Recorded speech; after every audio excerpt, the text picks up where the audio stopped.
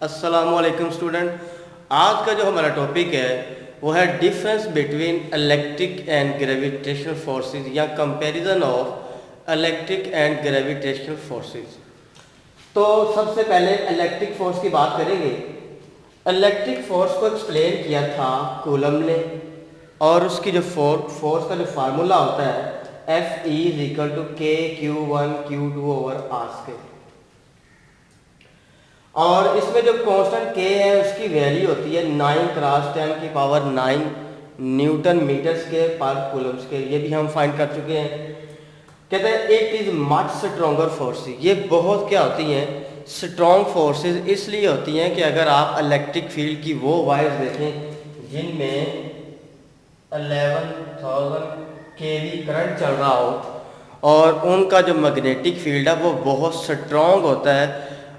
अगर आप उनके करीब करीब जाएं तो उनका जो मैग्नेटिक फील्ड है वायर्स का वो आसानी के साथ किसी भी इंसान को किसी भी चीज़ को अपनी तरफ अट्रैक्ट कर सकता है। इसीलिए फैक्ट्रीज वगैरह के एरियाज में या जहाँ खतरा होता है वहाँ उन्होंने इस तरह की डायग्राम बना के रखी होती है।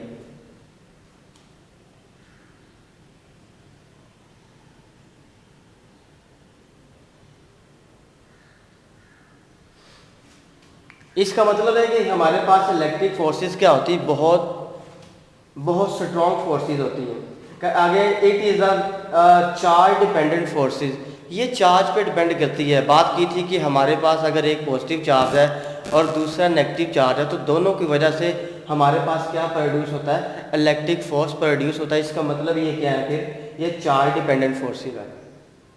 It is a short range forces.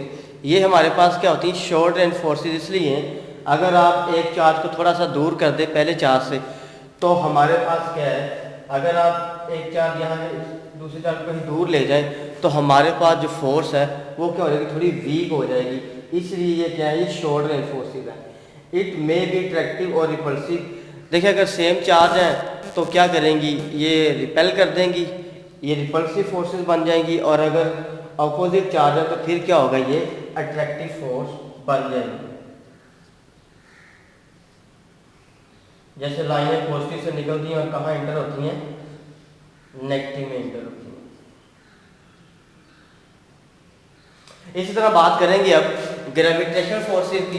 तो ग्रेविटेशनल फोर्सेस को एक्सप्लेन किया था न्यूटन ने, और ग्रेविटेशनल फोर्स का जो फार्मूला होता है Gm/m/r²।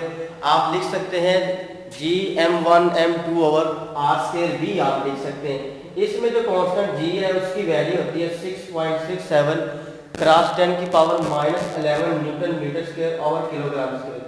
कहते हैं it is a weaker force. ये क्या होती हैं, वीकर फोर्सेस होती हैं। इधर हमने बात की थी कि हमारे पास ये बहुत स्ट्रॉन्ग होती हैं क्योंकि ये किसी की जान भी ले सकती हैं, इसलिए ख़तरनाक होती हैं।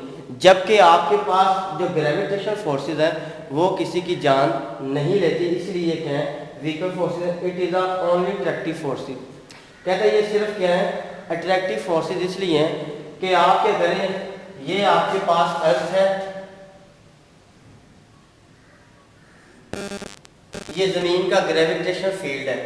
इस ग्रेविटेशनल फील्ड में आप किसी भी चीज़ को रख दें वो हमेशा किधर आएगी, ज़मीन की तरफ ही मूव करेगी। इसका मतलब है ग्रेविटेशनल फोर्सेस ऑलवेज हमारे पास क्या होती है, अट्रैक्टिव फोर्स होती है। कहते हैं it is a long range forces. ये क्या होती है, लॉन्ग रेंज इसलिए है कि आसमान और ज़मीन के दरमियान बेशुमार डिस्टेंस है। आप क्या करें, ज़मीन से 36,000 किलोमीटर की बुलंदी से नीचे नीचे किसी भी पार्टिकल को रख दें, वो पार्टिकल क्या करेगा, हमेशा ज़मीन की तरफ मूव करेगा। इसका मतलब है it is a long range forces. It is a mass dependent forces. ये क्या होती है, मैस पर डिपेंड करती है। वही बात है कि अगर आप यहाँ भी कोई भी बॉडी, मैं मार्कर है मेरे पास, इसको मैं यहाँ से छोड़ूंगा तो ये भी क्या करेगा, ज़मीन की तरफ मूव करेगा। इस मार्कर का भी क्या कोई ना कोई मैस है, लिहाजा ये क्या है, मैस डिपेंडेंट फोर्सेस है। नेक्स्ट हम इसकी सिमिलरिटीज़ की बात करेंगे कि दोनों फोर्सेस में सिमिलरिटीज़ क्या है। कहते हैं both of them are conservative forces. ये दोनों क्या होती हैं, कंजर्वेटिव फोर्सेस क्या होती हैं, जो आपके पास पाथ पे डिपेंड नहीं करती बल्कि डिपेंड करती है कि पार्टिकल की इनिशियल पोजीशन और फाइनल पोजीशन क्या है। जैसे अगर आप दो चार्जेस को देखें तो इनके दरमियान पाथ पे डिपेंड नहीं करेगी, फोर्स किस पे डिपेंड करेगी कि आपके पास पहले पाथ की इनिशियल पोजीशन कहाँ पे है और दूसरे की इनिशियल पोजीशन कहाँ या फाइनल कहाँ पे है। इसी तरह इधर देख रहे हैं कि हमारे पास आसमान और ज़मीन के दरमियान बेशुमार डिस्टेंस है, तो डिपेंड करता है कि पहले पार्टिकल की पहले वाली पोजीशन कौन सी थी और दूसरे वाली जहाँ आके वो रुकेगा, जिसको वो ट्रैक करेगा, वहाँ उसकी पोजीशन क्या थी। तो कंजर्वेटिव फोर्स क्या होती है, जिसमें पार्टिकल रास्ते पे डिपेंड नहीं करता बल्कि डिपेंड करता है आपकी इनिशियल पोजीशन कौन सी थी और फाइनल पोजीशन कौन सी थी। दूसरी हमारे पास कहता है बोथ ओबे सुपर पोजिशन प्रिंसिपल। ये सुपर पोजिशन प्रिंसिपल को ओबे करती हैं। बोथ ओबे इनवर्स स्क्वायर लॉ, ये क्या करती है, दोनों इनवर्स स्क्वायर लॉ को ओबे कर रही हैं। इधर भी आप देख रहे हैं कि हमारे पास 1/r² और इधर भी आप देख रहे हैं अगर तो हमारे पास क्या है 1/r²। इसका मतलब है दोनों में हमारे पास क्या है, force is inversely proportional to distance के स्क्वायर के। तो आपने जो सिमिलरिटीज भी उनको भी एक्सप्लेन कर दिया है, जो डिफरेंस था उनको भी एक्सप्लेन कर दिया है, और ये बहुत ही इम्पोर्टेंट शॉर्ट क्वेश्चन भी है और इसमें से MCQs भी अक्सर पेपर में आते हैं।